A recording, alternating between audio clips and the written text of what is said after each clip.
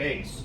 And what happens is if there's an interruption in commercial power, it could be a storm, just about anything. What happens is my commercial power breakers, each of those vital loads I talked about earlier, those basically open up. There's an up system that makes sure, up stands for uninterruptible power supply, big batteries, right? To make sure that power is available to that load. And then what happens is a series of emergency generators starts up and actually has emergency power going to those different parts of the base where we want to keep power on. There's a restoration of commercial power. What these PLCs, these programmable logic controllers, are going to do, they are going to sense that return of commercial power. They're going to shut down the generators after about 8 seconds, close the breakers. Our up system makes sure there's no interruption in power whatsoever, and we can go back onto commercial power. This isn't the only scenario that we run by our Air Force operators.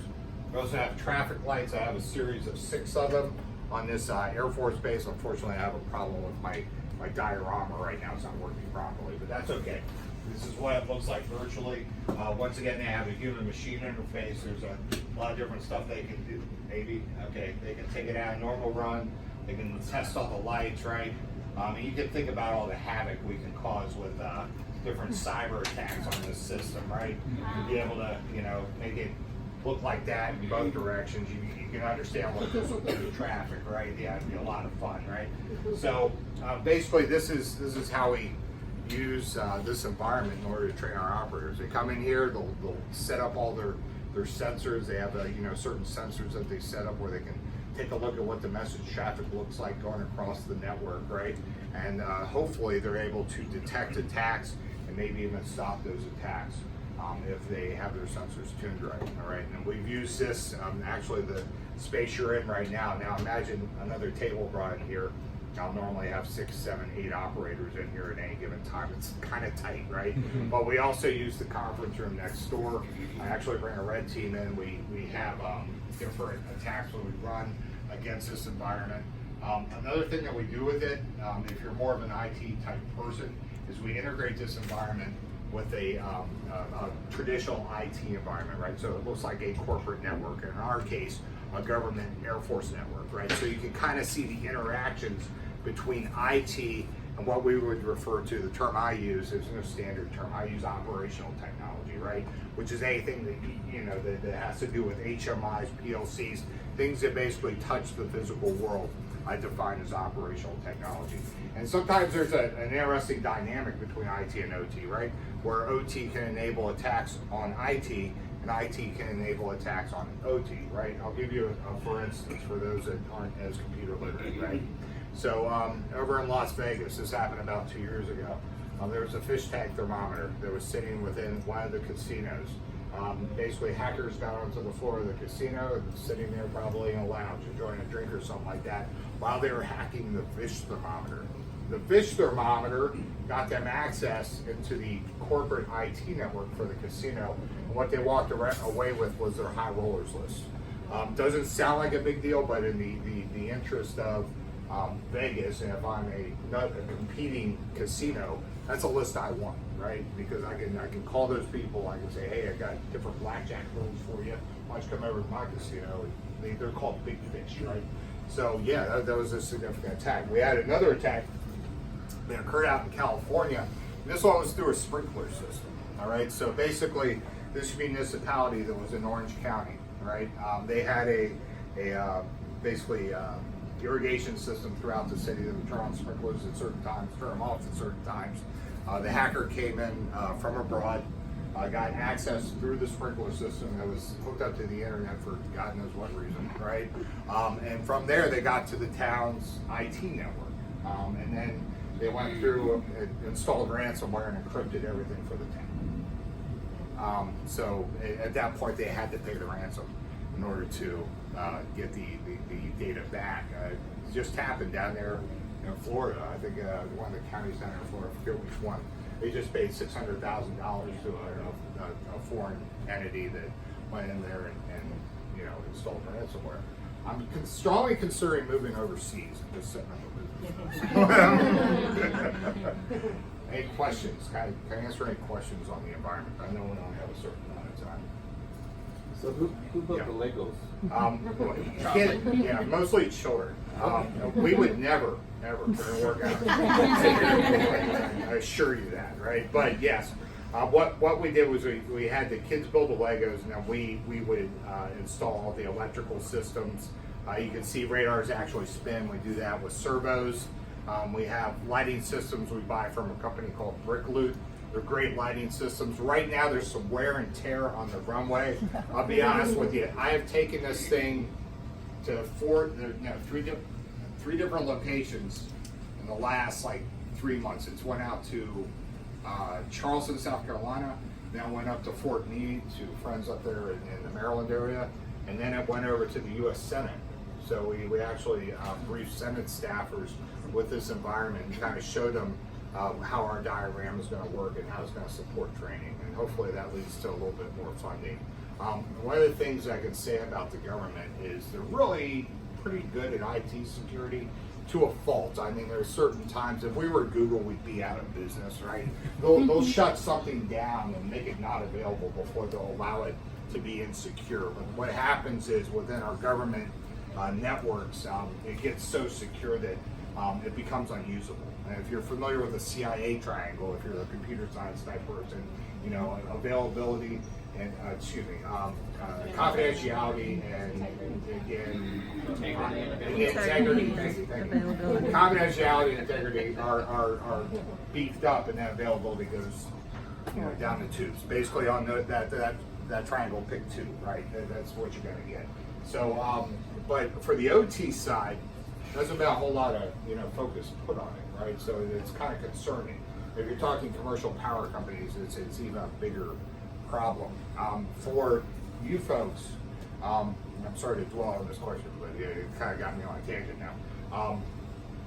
I'm interested in people getting out of high school with an understanding of operational technology and the significance of it. We have a real glut of people that are trained in operational technology. There's not a whole lot of people. For instance, if I take a look at this system over here, if you kind of look at this and say, oh, okay, I got a series of push buttons there, limit switches, all of it's connected. I have certain outputs that are connected to what's called coils. It's connected into a programmable logic controller.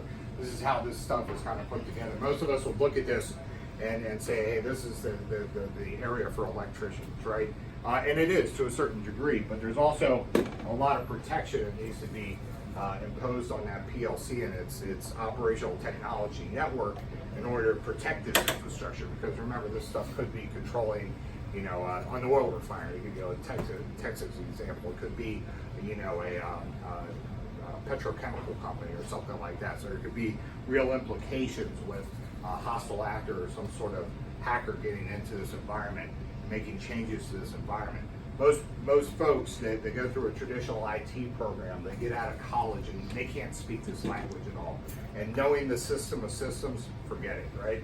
So Cody and I are kind of unicorns, right? So I did 26 years, naval officer, right, left there. I was a chief engineer. Everything I dealt with down below was gas turbines, diesel engines, fuel systems, air systems, water systems, and stuff like that. And I had the IT knowledge to kind of back it up and say, hey, I've dealt with SCADA networks and industrial control systems in my past.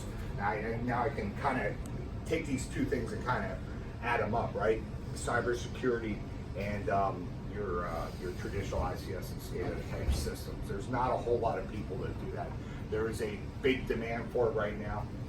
All right, compared to like a coder that goes out there, oh great, I can program a web page, $30,000 a year, $40,000 a year. You get into this type of stuff, you're looking at six figures, right? So it's high demand area, but there's not a whole lot of people that can speak this language, right?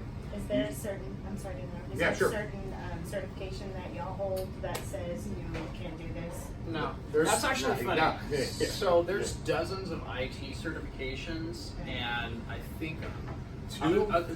So SANS Corporation offers their certifications. Federal government has one. Is it from INL? Yeah, they have one from INL. I've been to that course, which is 301, Yeah. right?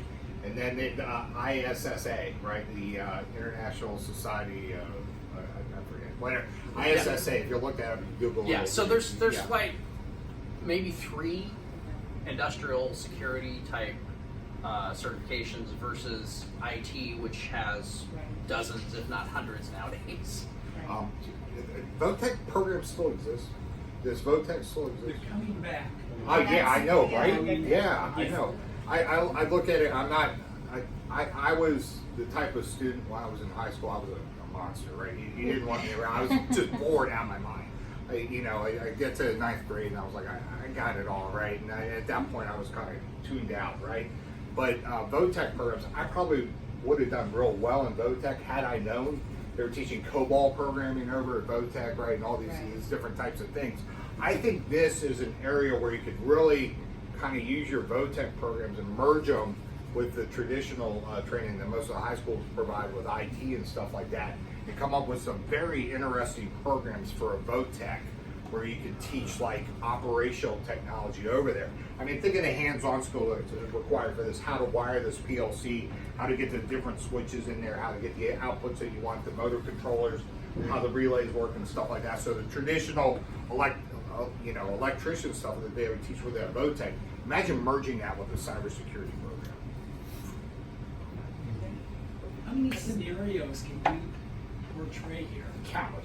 I've got a lot of different attacks that we do on it. It's not countless, but you get the idea. It's really, I'm left to my imagination. So normally when I attack, I wish I had an attack queued up. I do one for you and make it all go dark. But I've got 0 days, and 0 days basically an unreported vulnerability in an IT type system, right? Have 0 days we've actually developed within this system. We've developed our own, right? So I can attack them with the 0 days.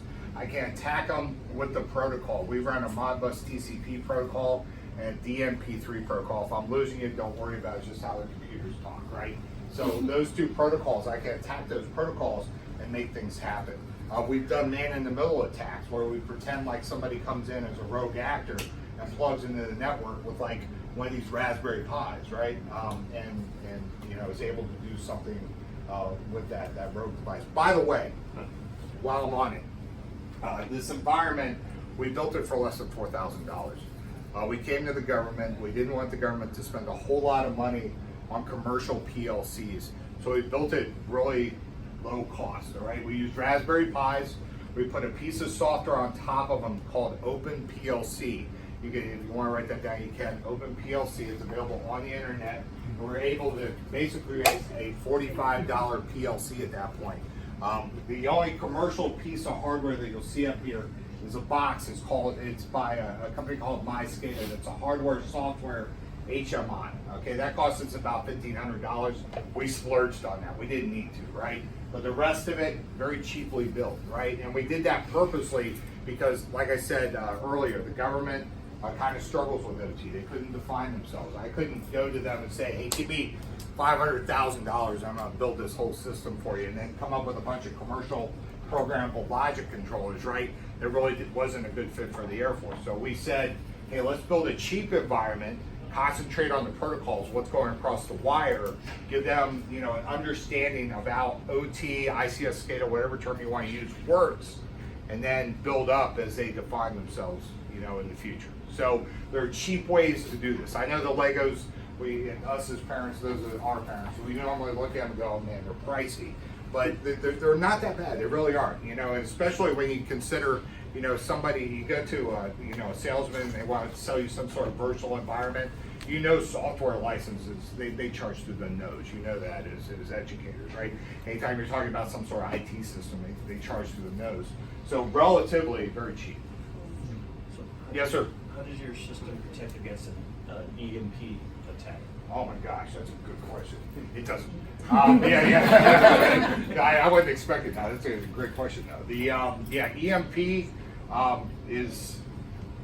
I was reading an article yesterday. You might have been reading the same article as me. It was like, hey, we're doomed if the EMP attack hits.